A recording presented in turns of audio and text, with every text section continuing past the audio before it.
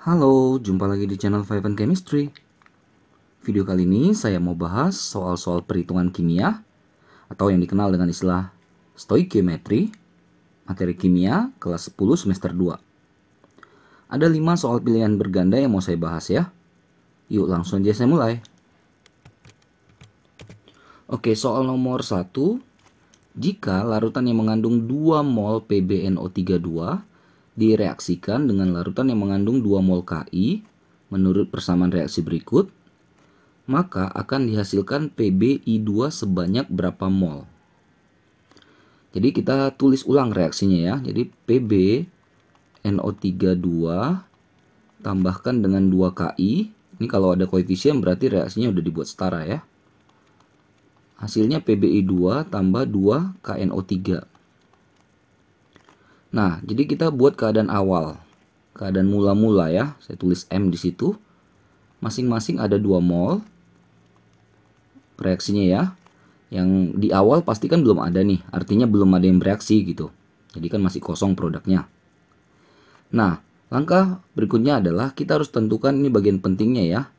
Tentukan atau cari yang namanya pereaksi pembatas. PP. Reaksi pembatas ini adalah pereaksi yang habis dalam suatu reaksi. Yang habis. Cara carinya adalah bagikan mol mula-mula bagi dengan koefisiennya. Koefisien zat masing-masing. Oke, nanti yang paling kecil kita cari yang paling kecil ya. Itu yang nanti akan habis. Jadi misalnya gini. Kalau PbNO32 kan awalnya 2 mol. Koefisiennya kan 1. Berarti kan 2 per 1. Ki-nya 2 mol, koefisien 2. 2 per 2. Yang mana yang hasilnya paling kecil? Si Ki. Jadi Ki lah yang akan menjadi reaksi pembatas. Atau Ki lah yang akan habis. Gitu ya. Jadi mula-mula terus kan bereaksi tuh. Sampai nanti kita ketemu keadaan akhir. Sisanya. Oke. Nah tadi kan Ki habis. Kalau namanya habis pasti nggak bersisa. Yang namanya habis pasti mula-mula 2 mol. Yang bereaksi pun 2 mol. Logik kan? Nih. Jadi reaksi pembatas ini, reaksi yang habis ini kita jadikan patokan untuk yang lainnya gitu. Dengan mempertimbangkan perbandingan koefisien gitu. Lihat, Ki koefisien 2 nilainya 2 mol. PbNO3 koefisiennya 1 kan? Berarti nilainya setengahnya. 1 mol. PbI2 koefisiennya 1, berarti 1 mol. KNO3 koefisien 2, 2 mol. Jadi perbandingan mol ini sama dengan perbandingan koefisiennya. Koefisiennya kan 1212 itu. Molnya juga 1212. Maka PbNO32 masih ada sisa 1 mol. Ki tadi habis karena reaksi pembatas. PbI2 terbentuk 1 mol. KNO3 terbentuk 2 mol. Jadi yang di kiri itu habis ya istilahnya ya. Ataupun bersisa. Sedangkan yang kanan istilahnya terbentuk atau dihasilkan. Udah yang dimintakan tadi PbI2. PbI2-nya 1 mol. Opsi yang tepat adalah yang C. Hati-hati ya, pelajarin yang reaksi pembatas ya. Nomor 2 ada asam klorida HCl berlebih ditambahkan ke dalam 0,3 mol kalsium karbonat CaCO3 yang padat ya. AR-nya dikasih tahu. Massa karbon dioksida yang dihasilkan adalah. Nah, jadi ada CaCO3 ditambahkanlah HCl ke dalamnya. Nah, ini reaksi juga harus tahu ya. Ini jadinya CaCl2 plus CO2 plus H2O. Nah, CO2 yang dicari sesuai dengan ini permintaan soal ya, masanya. Nah, dalam stoikiometri perhitungan kimia reaksi wajib setara. Makanya sebelum belajar ini pasti udah belajar penyetaraan reaksi. Ini tinggal kali 2 sih sebenarnya, langsung setara ya. Oke. Kalsium karbonat padat katanya ada 0,3 mol. Saya taruh di sini 0,3 mol. HCl-nya gimana? HCl-nya berlebih katanya. Kita nggak butuh yang berlebih, kita butuh yang terpakai, yang bereaksi pembatas, yang menjadi patokan. Oke, nah jadi CaCO3 sebagai 0,3 mol inilah yang menjadi patokan untuk ke yang lainnya. Dengan perbandingan koefisien seperti soal nomor 1. CaCO3 kan koefisien 1, HCl koefisien 2, berarti HCl 0,6 mol. CaCl2 koefisien 1, 0,3 mol. Ikuti saja. Ini satu semua, berarti 0,3 mol semua. Walaupun nggak ditanya, nggak apa-apa, buat belajar aja ya. Yang ditanyakan cuma karbon dioksida, CO2. Ya, jadi mol CO2 itu sama dengan mol si CaCO3 karena koefisien sama. Sama dengan 0,3 mol. Yang ditanya bukan mol tapi massa. Massa sama dengan mol kali mR. mR CO2 ya. Molnya 0,3, mR-nya CO2. C kan 12. O kan 16. 16 kali 2, 32. 12 tambah 32, 44. Jadi 0,3 kali 44 gram. Dia nggak minta hasil akhirnya dalam bentuk ini ya. Masih dalam bentuk perkalian. Oke, opsi yang tepat adalah yang B. Semoga bisa paham ya. Reaksi lagi-lagi harus setara. Lalu perbandingan koefisien itu adalah perbandingan molnya. Jadi tinggal ikutin perbandingannya ya. Oke, nomor 3, ada 2,8 gram besi direaksikan dengan asam sulfat secukupnya dengan persamaan reaksi berikut. 2Fe tambah 3 H2SO4 menghasilkan Fe2SO43 tambah 3H2. Reaksinya udah setara itu ya. Gas H2 yang dihasilkan yang terjadi pada keadaan standar berapa liter? Gas H2 ya. Reaksi 2Fe tambah 3H2SO4 menghasilkan Fe2SO4 3 tambah 3H2. Jadi gas hidrogen yang ditanya ya. Sementara yang dikasih tahu sih besi. Nah, kita nggak bandingkan massa, tapi kita bandingkan mol. Ini kan, jadi kita harus ubah massa 2,8 gram ini berapa mol. Caranya gimana? Mol sama dengan massa dalam gram per AR kalau unsur. Nah, makanya ini dibagi AR-nya. Saya udah sediain tuh AR-nya 56. Dapatlah ini 0,05 mol. Jadi Fe-nya 0,05 mol. Baru yang ditanya si H2 kan gitu jalannya ya. Nah, hati-hati koefisiennya ya. Jadi Fe dengan H2 itu 2:3 atau H2 ke Fe itu 3:2. Jadi mol H2 sama dengan 3/2-nya. 3/2 dari 0,05 mol. Oke, maka dapatlah ini 0,075 mol si H2-nya. Yang ditanya bukan mol tapi V. VH2 pada keadaan STP standar itu adalah mol dikali 22,4 liter per mol. 0,075 kali 22,4 dapat 1,68 liter H2-nya. Opsi yang tepat adalah yang dadu, D. Oke, lagi-lagi permainan koefisien tuh ya, penting sekali ya. Nomor 4, ada senyawa karbon mengandung unsur C, H, dan O. Dibakarlah 0,29 gram senyawa itu. Dihasilkan CO2 0,66 gram, H2O 0,27 gram. Mr senyawa itu adalah 58. Rumus molekulnya mana? Jadi sebenarnya kalau udah ada MR-nya, sebenarnya kita tinggal cari aja nih. C berapa, H berapa, O berapa yang hasilnya 58. Mungkin ada yang langsung dapat gitu ya. Tapi kita nggak seperti itu ya. Kita pakai step by step konsep ya. Jadi logiknya gini. Kita punya senyawa. Ada di dalamnya ada C, ada H dan O. Di mana senyawa ini 0,29 gram.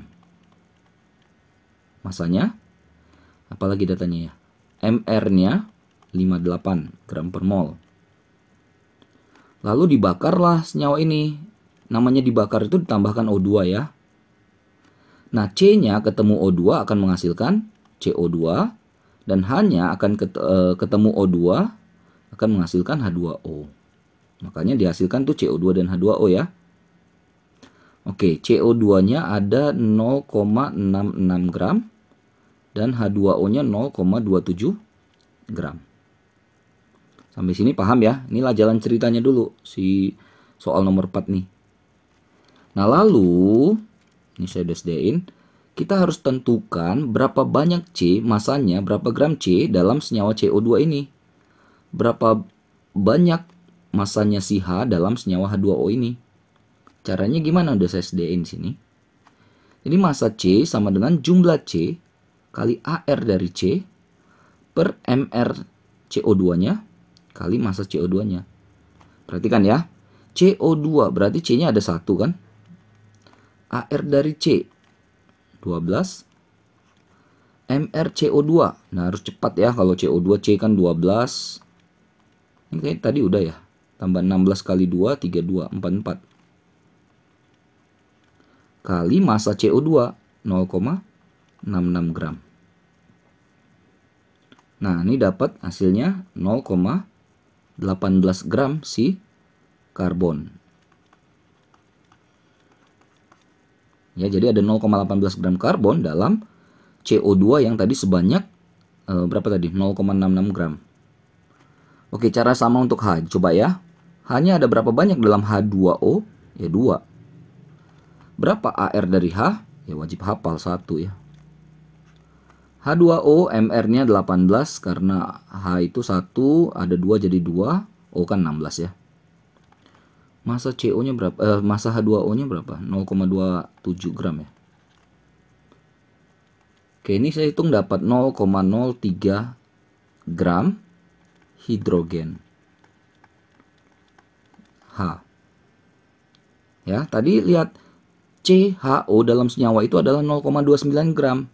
Kita udah dapat C-nya 0,18 gram, dapat H-nya 0,03 gram, berarti kan kita bisa dapat O-nya kan? Logik kan?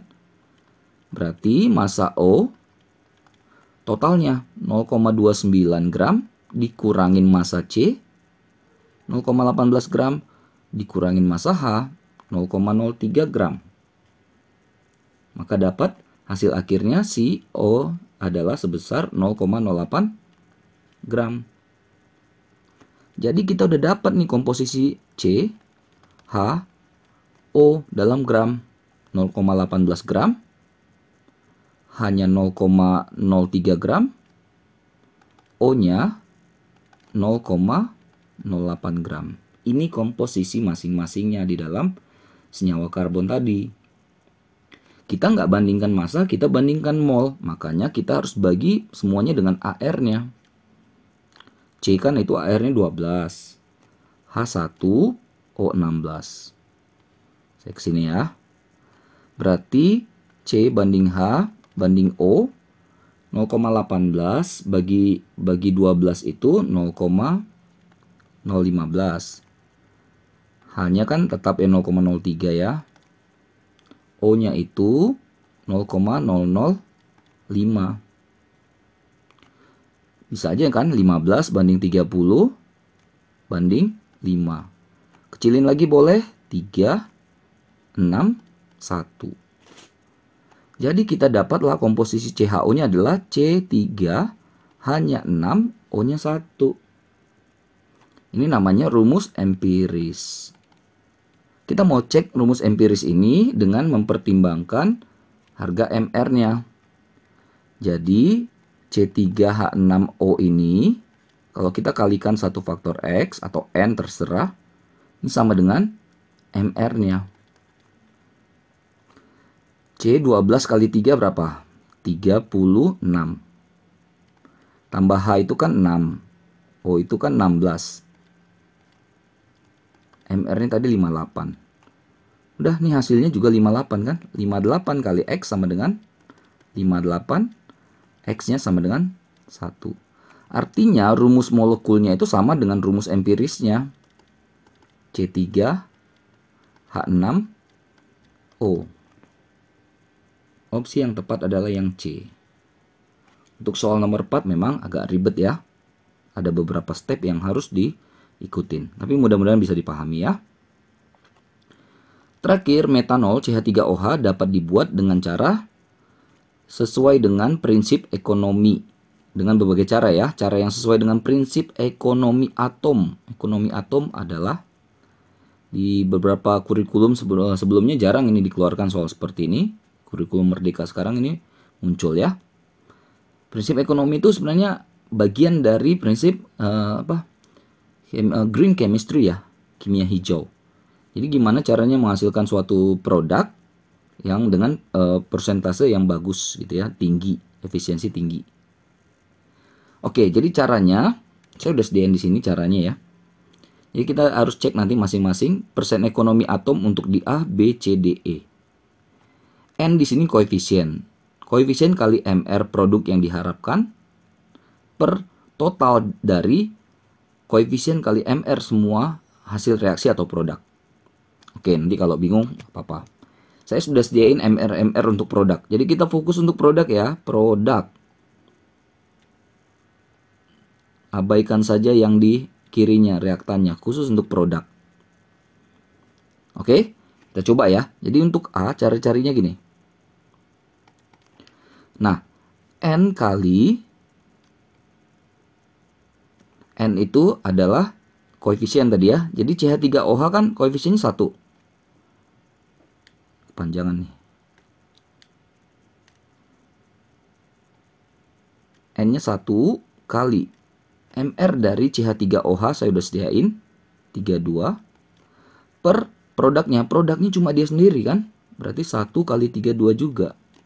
Jangan lupa kali 100%. Jadi ini hasilnya 100%. Coba lagi yang B. Berarti sama dengan yang di atasnya kan tetap sama ya. 1 kali 32 ya. 1 kali 32 per. Nah, tapi produknya ada 2 di sini. 1 kali 32 untuk si CH3OH. Kan ada H2O lagi hasilnya. Berarti tambah koefisien H2O juga 1.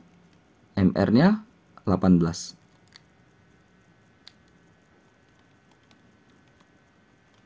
Kali 100%. Ini saya dapat 64%.